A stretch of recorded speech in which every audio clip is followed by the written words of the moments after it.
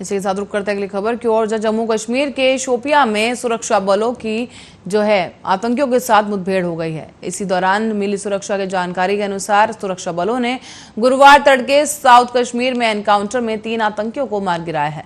आतंकियों और सुरक्षा बलों के बीच मुठभेड़ फिलहाल अभी भी जारी है और जानकारी के मुताबिक बताते चले मुठभेड़ में मारे गए आतंकवादी आतंकी संगठन अल बदर के हैं।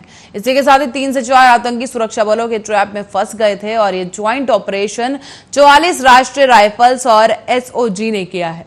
इसके साथ ही आपको बता दें, कश्मीर जोन पुलिस के अधिकारी ने जानकारी देते हुए बताया कि सुरक्षा बलों और आतंकियों के बीच एनकाउंटर शोपिया के कीनी नाम गांव इलाके में हुआ है। इसके साथ ही हाल ही में जो आतंकी बने तौसीफ अहमद ने सुरक्षा बलों के सामने हथियार डाल दिए हैं और सरेंडर कर दिया। इसके अलावा मुठभेड़ में 3 आतंकी मार गिराए गए हैं और सर्च ऑपरेशन इस वक्त किया जा रहा है इलाके में। और गौरतलब है कि कश्मीर में शांति से आतंकी बौखला उठे हैं और इसीलिए बार बार घाटी में आतंक फैलाने की कोशिश की जा रही है। लेकिन इससे पहले कि आतंकी अपने मंसूबों में कामयाब होते सुरक्षा बलों ने उन्हें मार गिराया है।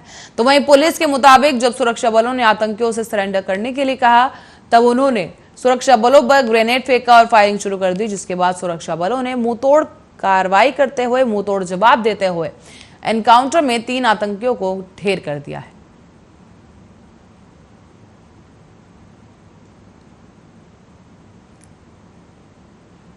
इसी के साथ बढ़ते हैं अगली खबर की ओर, जहां पश्चिम बंगाल में चुनावी नतीजे आने के बाद हुई राजनीतिक हिंसा को लेकर बीजेपी की तरफ से लगातार टीएमसी पर आरोप लगाए जा रहे हैं। इसी बीच सीएम ममता बनर्जी पर जमकर निशाना भी साधा गया और आपको बता दें, बीजेपी अध्यक्ष जेपी नड्डा ने कोलकाता में कहा कि मैं चुनाव के बाद रिजल्ट के बाद क्रूर हत्या जो हुई है उनकी निंदा करता हूं।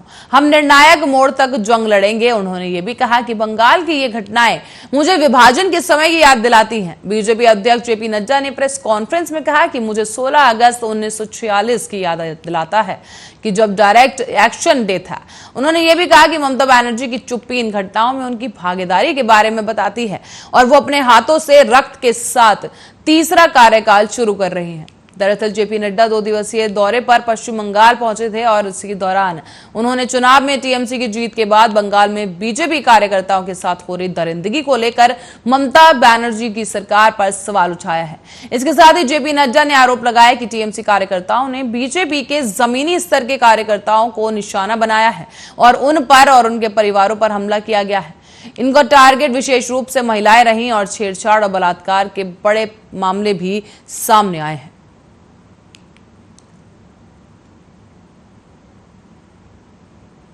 इसी के साथ रुक करेंगे अगली खबर की ओर, जहां भारतीय विदेश मंत्री एस जयशंकर ने चीन की हरकतों को लेकर उसे जमकर सुनाया।